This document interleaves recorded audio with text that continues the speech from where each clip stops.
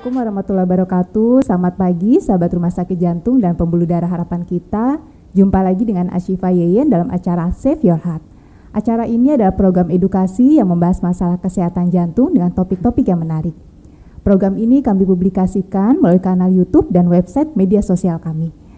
Pada hari ini kita akan membahas masalah ketahui cara perawatan pas operasi jantung di rumah. Telah hadir bersama kita seorang narasumber, beliau adalah Dr.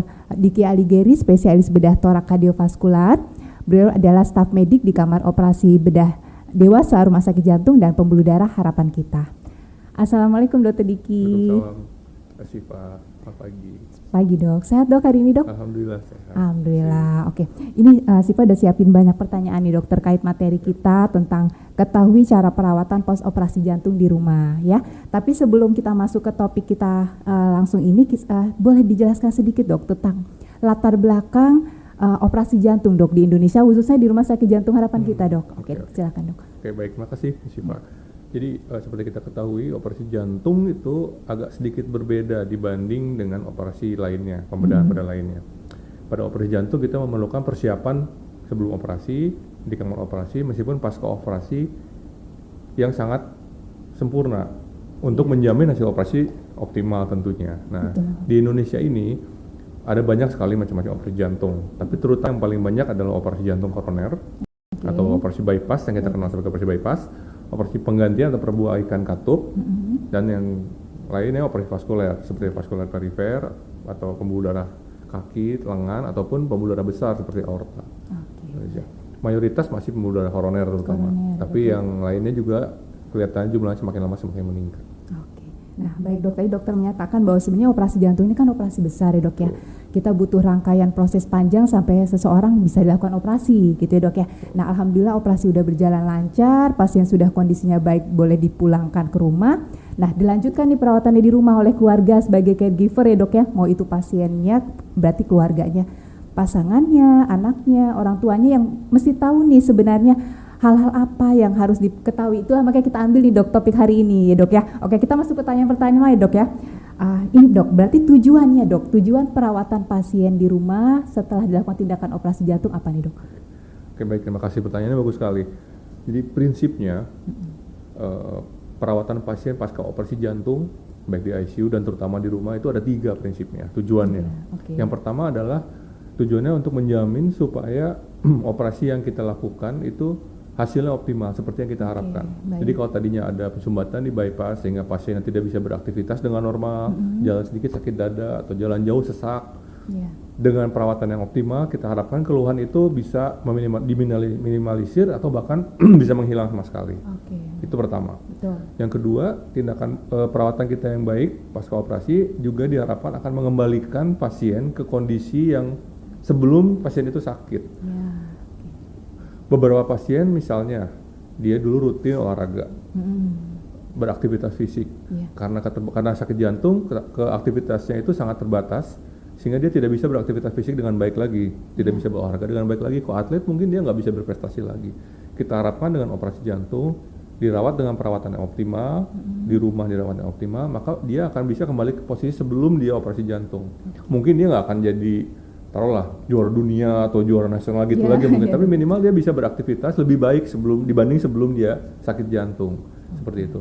Yang ketiga yang paling penting adalah mencegah terjadinya komplikasi. Nah, kita tahu penyakit jantung kompleks ya.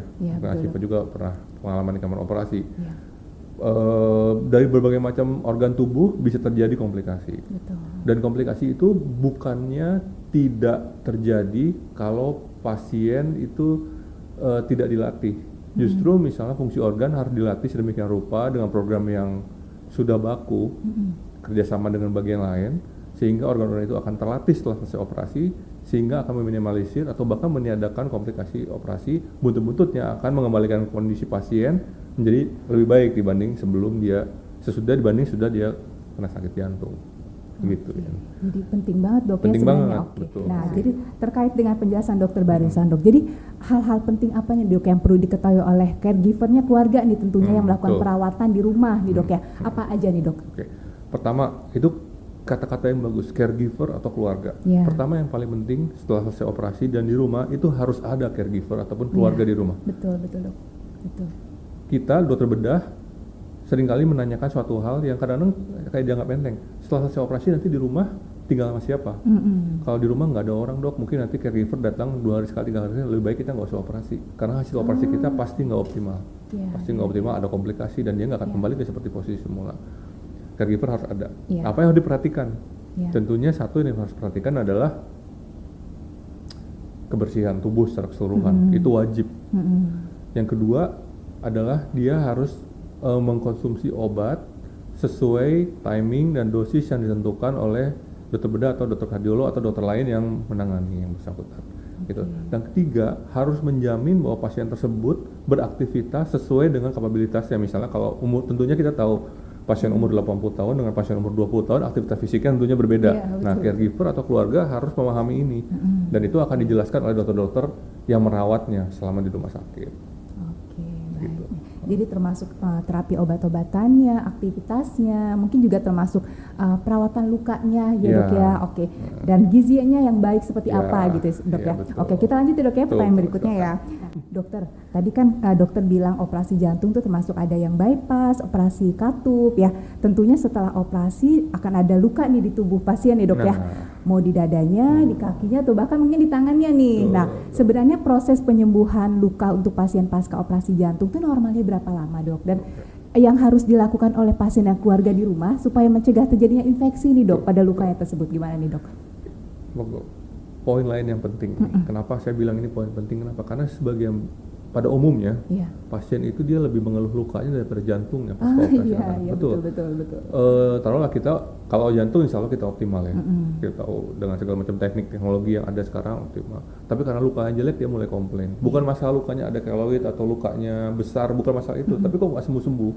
Itu dia nggak terbatas. Nah, saya jawab dari pertanyaan kedua dulu ya. Betul. Yang pertama kali yang harus kita ada 2 atau 3 hal yang harus kita perhatikan dalam perawatan luka. Yang pertama adalah faktor lokal. Nah, lokal ini maksudnya lukanya kita bersihkan. Nah, pertanyaan lebih lanjutnya kapan, seberapa sering, dan dengan apa. Nah, luka operasi jantung yang paling utama saat ini tuh ada 3 lokasi. Di tengah dada sini yang paling sering, kemudian di lipat paha, ini yang kedua lebih sering, yang paling jarang adalah yang di pinggir. Kalau yang di pinggir untuk seperti menimbulkan pasien itu pada umumnya nggak ada masalah karena dia insisinya mengikuti garis Langer dan dia nggak mematahkan tulang pada umumnya. Jadi ini kadang-kadang kita bersihkan, kemudian tiap 3 hari kita bersihkan kalau nggak ada keluhan. Nah, jadi tiap 3 hari sekali kita perbaiki. Nah, kalau yang sering problematik adalah luka yang di lipat paha. Lipat paha itu seringkali karena dia darah lipatan, gerak, ada keringat, kadang-kadang kalau kena basah misalnya lagi mandi atau dilap lupa dikeringkan segala macam, dia sering basah, lembab dan butuh-butuh infeksi. Nah, kalau infeksi kadang-kadang pasien tuh nggak enak, lokasinya udah susah dibersihkan, terus jalan juga susah segala macam, akhirnya komplain. Nah, faktor lokal itu jadi untuk di inguinal saya sarankan tiap hari dibuka dengan tanpa ataupun dengan keluhan. Nah, untuk di sternum sama seperti luka di dada. 3 hari sekali kecuali ada keluhan. Nah, tadi saya nyebut kata-kata keluhan itu apa? Nah, keluhannya itu pertama tanda-tanda infeksi. Tanda-tanda infeksi itu apa? Yang paling harus kita khawatirkan tanda infeksi itu adalah nyeri lokal. Nyeri lokal di luka operasinya itu. Apalagi kalau dia udah kemerahan, apalagi kalau dipegang sakit, kulitnya ya, bukan tulangnya. Apalagi kalau dia demam. Itu harus sering dilihat, bahkan kalau curiga sesuatu, apalagi meradang, merah, harus langsung kontrol ke kita. Itu satu, lokal. Yang kedua, sistemik. Sistemik itu maksudnya gini, pasien kencing manis misalnya, pasien kencing manis, atau pasien dengan keganasan tumor apapun itu yang mengkonsumsi obat-obat kemoterapi,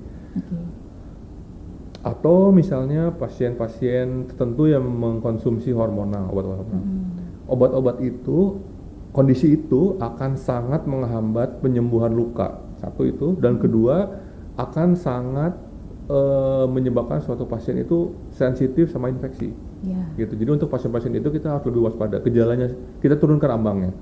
Gejalanya nyeri sedikit kita harus cek, gitu. Biasanya kalau misalnya sakitnya agak nggak sakit ringan, nggak apa-apa, ini mungkin biasa pasca operasi. Tapi kalau sekarang kalau misalnya pasien ada kondisi-kondisi yang tadi kita sebut, begitu nyeri sedikit langsung kita harus cek. Oke, boleh Siva lanjut lagi pertanyaan. Boleh, Dok. silakan. Banyak loh Dok nih pertanyaannya nih, Dok. gitu. Boleh. Boleh Dok ya. Oke, ini pertanyaan yang berikutnya ini sebenarnya pertanyaan yang mulai sering favorit ditanyakan Dok ke pasien pasien yang keluarga bertanya. Terutama untuk keluarga yang memang tadi menemani dan juga membantu aktivitas sehari-hari pasien di rumah nih setelah pulang dari perawatan ya. Jadi ada 2 poin penting dong pertanyaannya Dok. Pertama, sebenarnya aktivitas-aktivitas apa nih yang dihindari, sejauh mana sih batasan tersebut ya Dok? Itu poin yang pertama. Poin yang keduanya, kapan nih waktu yang tepat untuk mulai bekerja kembali? Boleh nyetir lagi kapan sih? Boleh melakukan aktivitas olahraga hobinya tuh seperti apa? Dan bahkan Dok ada pertanyaan Dok, kapan mulai aktivitas seksual lagi Dok? Nah seperti itu. Nah ini kan keluarga yang menemani Dok di rumah, gimana nih Dok? Bagus, terima kasih. Jadi gini, tadi kan saya bilang ada 3 luka di pada operasi jantung ya, di sternum, di tangan, di pinggir, sama di lipat paha dan di dada ini nggak berkaitan dengan aktivitas pasca operasi. Ya. Jadi terutama concern kita ke tengah ini. Kenapa? Karena satu, yang paling penting adalah pada luka pasien di tengah ini kita harus membelah tulang dada. Nah, penyembuhan tulang dada itu normalnya antara 4 minggu sampai 6 minggu. Nah, itu kenapa antara 4 sampai 6 minggu jadi patokan bahwa pasien bisa beraktivitas normal lagi. Ya. Nah, tapi kita lihat nih, pasien tuh prinsipnya dia harus beraktivitas setelah selesai operasi jantung. Nggak boleh diem aja. Aktivitas apa? Aktivitasnya satu harus yang teratur. Kedua, harus sesuai dengan kemampuan. Jadi kalau dia biasa lari tiap hari 10 kilo, sekarang dia mau jalan 1 kilo, 2 kilo ya nggak apa-apa. Tapi kalau tiap hari kerjanya cuma di kantor, diem ya, tentunya aktivitas fisiknya beda. Seperti itu. Terus kedua, sebelum tulang ini sembuh, 1 bulan sampai 6 minggu, 4 minggu sampai 6 minggu, kita jangan melakukan aktivitas ekstrim yang menggunakan otot-otot bahu atau tangan. Se-ekstrim apa? Se-ekstrim apa ya? Misalnya ngangkat berat. Nah, nyetir mobil dan nyetir motor sebenarnya harusnya nggak apa-apa setelah pasien pulang, tapi karena ada suatu hal yang bisa membuat dia nyeri macam itu, jadi berbahaya kan. Kalau kita nyetir mobil kadang sebelah kita kan siapa, itu bahaya. Bisa collateral damage tuh, sebelah kita bisa ikut kalau ada apa-apa bisa ikut menderita. Jadi disarankan nggak dulu untuk aktivitas seperti itu. Nah, jadi setelah kalau misalnya penyembuhan tulangnya bagus, lukanya bagus, usianya masih optimal, dia nggak diabetes, nggak konsumsi obat kemoterapi, nggak konsumsi hormon, dalam 4 minggu 6 minggu dia boleh kembali aktivitas seperti sebelum operasi. Gitu. Nah, bagaimana dengan aktivitas seksual? Nah, itu lumayan banyak jurnalnya, jurnalnya. Seberapa banyak, seberapa sering, timingnya kapan, dan gimana manuvernya apa semua segala macam. Nah, dikatakan itu di atas, sebisa mungkin di atas 3 minggu atau 1 bulan. Jadi nggak mesti nunggu tulangnya sembuh. Yang penting yang bersangkutan dalam posisi yang pasif. Kayak gitu. Intinya itu. Baik. Kalau mau detail mungkin nanti kita bisa ngobrol lebih jauh lagi, lama banget nanti. Nanti kita buka sesi topik khusus sendiri Dok tentang gitu. Boleh Dok ya? Nah, yang berikutnya nih Dok. Berarti kan tadi pasien udah selesai operasi, alhamdulillah ya Dok ya, udah pulang ke rumah. Seringkali tuh ada masalah keluhan-keluhan yang muncul yang dirasakan oleh pasien. Nah, sedangkan keluarga nih kadang-kadang suka ada khawatir, aduh gimana ini kok seperti ini. Nah, sebenarnya ada keluhan yang mungkin normal terjadi pada pasien-pasien pasca operasi yang nggak perlu terlalu dikhawatirkan sebenarnya. Atau ada juga keluhan yang, keluhan seperti ini nih nggak boleh nih, harus segera datang ke rumah sakit atau bahkan ke IGD. Nah, seperti apa aja tuh Dok yang menyebabkan pasien harus segera ke rumah sakit jika muncul keluhan seperti itu? Terima kasih. Begini, jadi kita tahu operasi jantung yang straightforward ya. Ya maksudnya straightforward berarti perawatannya lancar, nggak ada komplikasi segala macam. Itu pada umumnya sebelum 1 minggu pasien udah pulang. Ya. Pasien pulang dia akan kontrol 1 minggu atau 2 minggu kemudian. Nah, selama periode 1 minggu ini tugas teman-temannya atau keluarganya di rumah untuk mengawasi yang bersangkutan. Apa yang diawasi? Nah, pertama functional class. Functional class itu artinya gini. Setelah pulang dari rumah sakit dia bisa jalan 10 meter, 20 meter tanpa masalah. Tiba-tiba besoknya 10 meter aja udah sesek atau sakit, ada perubahan. Nah, kalau kondisi seperti ini bagusnya datang ke rumah sakit. Fungsional kelas 1 itu. Yang kedua, lokal ya. Lokal itu misalnya luka operasi yang tadi saya bilang. Ada tanda-tanda inflamasi, tanda-tanda peradangan, rubor, tumor, nyeri, sakit, panas, merah. Jadi kalau misalnya ada itu semua di luka operasi, datang ke rumah sakit. Kan cuma luka aja, Bisa dong dirawat di rumah. Betul, bisa dirawat di rumah. Tapi kalau ternyata lukanya merembes sampai ke dalam, itu bisa menggagalkan semua operasi. Maksudnya kenapa? Bisa sampai ke tulang dada, bahkan bisa nembus ke dalam lagi gitu. Kita pernah lihat beberapa komplikasi untuk pasien seperti itu. Jadi nggak enak. Bagusnya langsung dibaik gitu. Yang ketiga, bila ada gejala lain yang seolah-olah nggak berhubungan dengan operasinya. Misalnya gini, tiba-tiba lumpuh sebelah. Itu ekstrim. Contoh ekstrim seperti itu. Nah, kayak gitu. Atau gini, misalnya tiba-tiba nggak bisa buang air kecil, perutnya kembung, atau tidak bisa buang air besar, perutnya kembung. Itu juga harus datang ke rumah sakit. Itu mungkin ada sebab lain gitu. Kalau yang berhubungan dengan operasi jantung, biasanya dalam proses early ini cuma luka yang jadi problem. Kalau yang long termnya baru proses jantung di dalamnya. Gitu. Oke dok. Nah dok, Pusat Jantung Nasional harapan kita dok ya sebagai Cardiac Vascular Center di Indonesia ini, kita banyak sekali melakukan operasi jantung dan kebetulan di rumah sakit kita ada layanan rehabilitasi nih dok di gedung ventrikel lantai 5 dok ya, kita punya heart gym. Nah pasiennya banyak sekali dok setiap hari dan memang nggak hanya pasien pasca operasi aja dok, ada pasca tindakan pemasangan ring stent atau bahkan yang gagal jantung CHF dok ya. Nah dokter sebagai spesialis bedah torak kardiovaskular nih dok yang melaksanakan operasi bedah jantung, menurut pandangan dokter, seberapa penting sih rehabilitasi ini dilakukan oleh pasien-pasien pasca operasi bedah jantung dok? Silakan dok. Gini, jawabannya pertama sangat penting, sangat penting, sangat wajib.